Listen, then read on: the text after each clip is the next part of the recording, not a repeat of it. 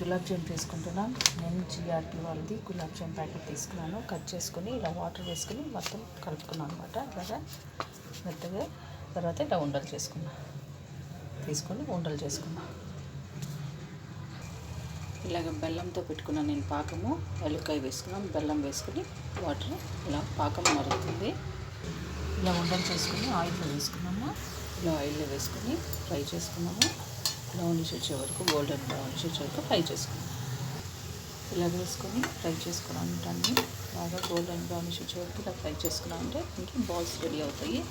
ఐదు ఫ్రై చేసేసుకున్నాం. పాకం రెడీగా ఉంది. పాకంలో వేసుకుని ఇవి తీసి పాకం వేసుకుని నేను సర్వ్ చేసి చూపిస్తాను. చూసారు కదా, మనకి గులాబ్ జామ్ రెడీ అయిపోయింది. మీరు తప్పకుండా ట్రై చేయండి. యమ్మీ యమ్మీ గులాబ్ జామ్.